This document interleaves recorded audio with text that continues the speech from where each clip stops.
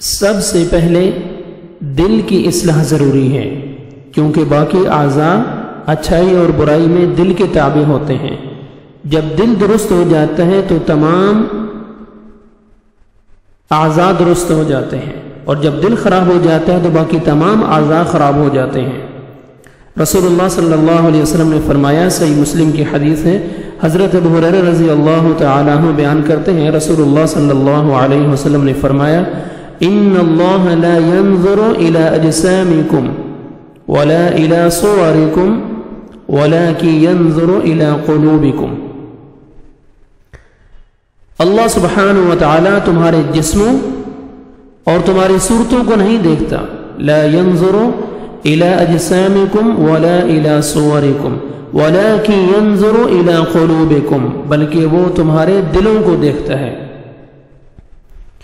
صحیح مسلم کی اگلی روایت میں یہ الفاظ ہیں، ان اللہ لا ينظر الى صورکم واموالکم، اللہ تمہاری صورتوں اور تمہارے اموال کو، تمہاری دولت کو نہیں دیکھتا، وَلَكِنْ يَنْظُرُ إِلَىٰ قُلُوبِكُمْ وَأَعْمَالِكُمْ، بلکہ وہ تمہارے دلوں اور تمہارے اعمال کو دیکھتا ہے۔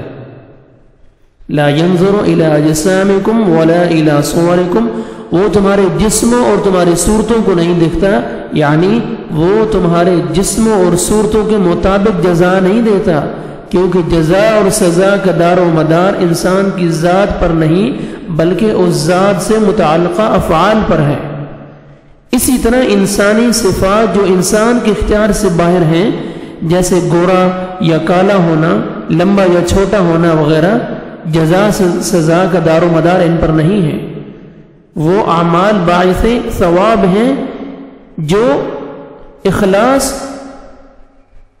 اور صحیح نیت کے ساتھ کیے جائیں۔ جب دل صاف ہوگا، دل کی اصلاح ہوگی، تو جو بھی انسان اعمال کرے گا وہ باعث ثواب ہوں گے، اللہ کے ہاں قبول ہوں گے۔ سب سے پہلے دل کی اصلاح ضروری ہے، کیونکہ باقی اعضاء کا دار و مدار، باقی اعضاء کی اچھائی و برائی دل کے تابع ہوتے ہیں۔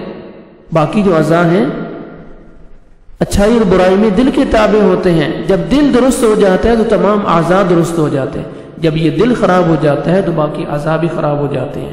انسان اپنی نیت اور اعمال کے بارے میں جواب دہ ہے، لہٰذا ان دونوں کو درست رکھنے کی ضرورت ہے۔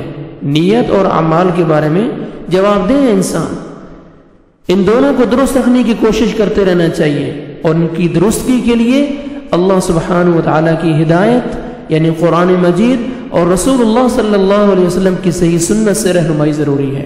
اللہ سبحانہ وتعالی ہمیں اپنے دین کی سمجھ عطا فرمائے اور ہمیں اپنے دل کی اصلاح کرنے کی توفیق عطا فرمائے۔